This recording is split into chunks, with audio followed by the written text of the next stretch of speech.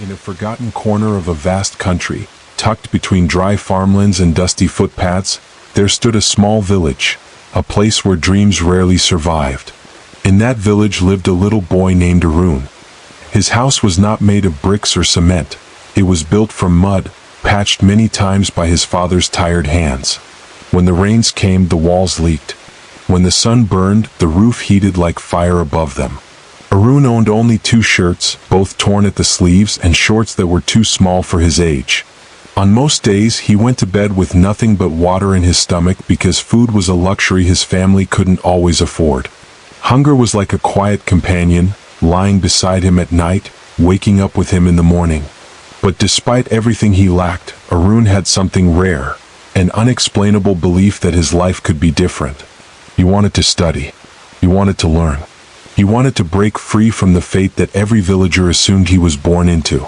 Yet even this simple dream felt impossible. The only thing he had was determination.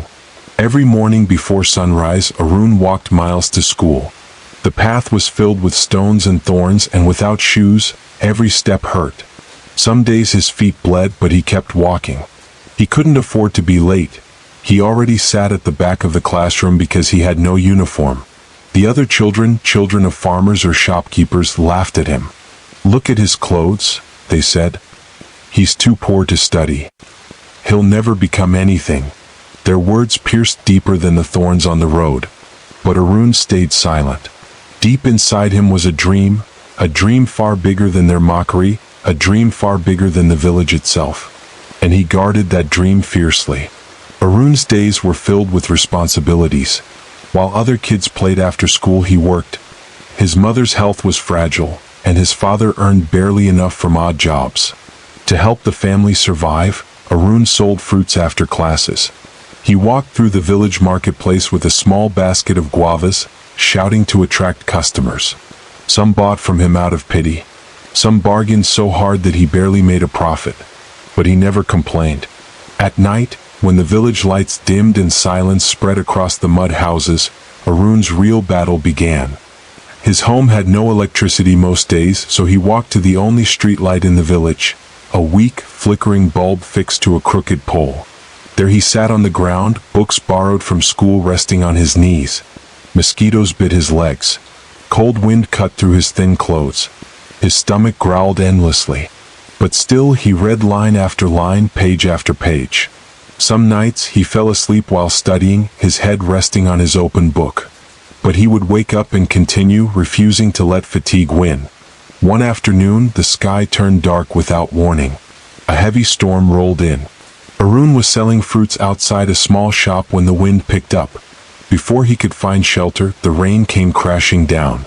The basket slipped from his hands, scattering the guavas into muddy water. He watched helplessly as his entire day's effort was washed away. He stood there drenched, shaking, empty-handed. His clothes clung to his thin body, and he felt an ache in his chest, not from the rain, but from hopelessness. For the first time he thought, maybe they were right. Maybe I'll never become anything. But just then a memory surfaced, his mother's voice, soft but strong. "Hardship tests the brave. Don't fail your test."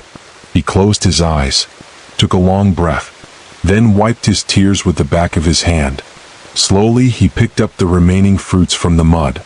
They were bruised, not worth selling. But he carried them home anyway. He didn't blame the rain.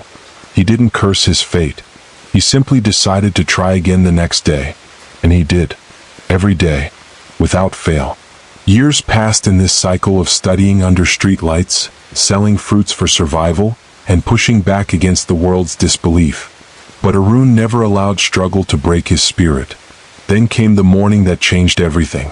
The village loudspeaker crackled to life. Usually it announces festivals or meetings. But today the voice sounded unusually excited.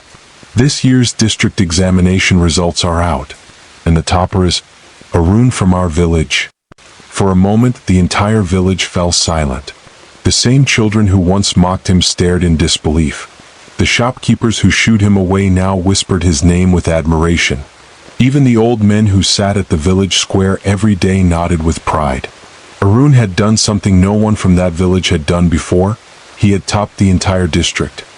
His marks were so exceptional that he earned a full scholarship to a prestigious school in the city. The day he left for the city, the whole village gathered. Some brought small gifts, some blessed him, some simply stood there smiling. His father's eyes glistened with tears he tried to hide. His mother held his hands for a long time, whispering prayers. In the city, Arun faced new challenges: competition, loneliness, pressure. But compared to what he had already endured, these challenges felt smaller. He worked harder than ever, fueled by the knowledge of how far he had come. Years later, he graduated with honors. Opportunities opened for him, and he excelled in his career. But despite his success, he never forgot the village where he began, the streetlight under which he studied, or the hunger that had once kept him awake. He returned to his village, not as the poor boy in torn clothes, but as a successful man. And the first thing he built was a school. A school where children didn't have to walk miles barefoot. A school where poverty could not crush dreams. A school filled with books, light, and hope. Standing in front of that school, Arun realized something. Your beginnings do not define your destiny. Your persistence does. And his life became the living proof of that truth. True success is not shaped by where you begin, but by how fiercely you persist when life challenges your strength, hope, and courage. If this story inspired you, please like the video and share it with someone who needs hope today. And don't forget to subscribe for more meaningful stories. Until next time, stay grateful, stay strong, and keep moving forward.